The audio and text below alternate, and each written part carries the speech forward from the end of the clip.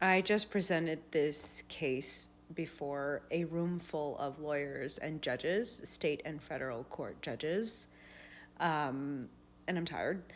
But I will say that when the issue of Rule 11 came up, I barely had to address it. The sentiment in the room was, just not actually. Golden and BB Will actually have made some really good videos about Rule 11. I've talked about Rule 11 in a previous post. I'm not going to rehash it here again. But I don't know that I can overemphasize that Rule 11 sanctions motions are greatly disfavored.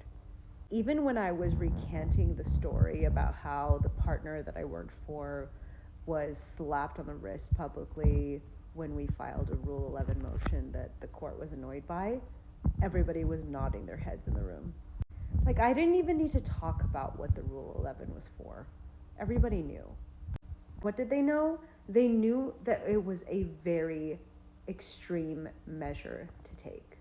And extreme measures in litigation should really be held for the most egregious and rarest of situations. The simplest example I can come up with is, let's say Johnny sues Mary for crashing into his car. And Mary comes back and says, "You've got the wrong girl. I wasn't driving that day. I wasn't in the state. The picture of the girl that you have doesn't look like me. Here's a receipt showing that at that time I was at a restaurant in a different state." Like, Mary has demonstrated there is no way that it was her that crashed into Johnny's car. That's when a Rule 11 motion might be reasonable, because Mary has said, "I have shown you receipt after receipt and proof that you have got the wrong person. You're just suing me and wasting time, wasting my money, and dragging me through the mud because whatever unknown reason you have." That would be an appropriate time to file a Rule 11 motion to say, this is completely unfounded. I have demonstrated above and beyond. Instead, this person is just dragging me through the reins, costing me tons and thousands of dollars, and there's no way that he could demonstrate that I was the one that hit him. And maybe it needs even more. Some evidence that shows that Johnny was like, "No, I just want to sue Mary anyway. She's got a lot of money and I just feel like suing her. I don't care. I know that it wasn't her." It has to be that cut and dry.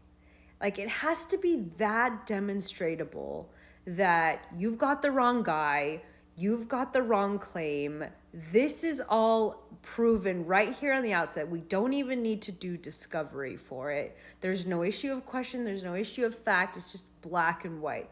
It really has to be like that for a Rule 11 motion to have grounds.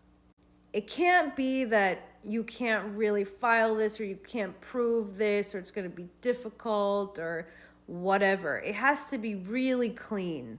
And with motions to dismiss pending, the purpose of which is to challenge how the complaints are pled, to highlight where they need to be amended. Why would you file a Rule 11 motion? It's a move to intimidate. It's costly. It gets headlines. All of that has happened here. I don't like it. And I think the room full of lawyers and judges that I just talked to don't seem to like it. And I think we as lawyers would agree that we need to be very careful about when we use it. Otherwise, it loses its meaning.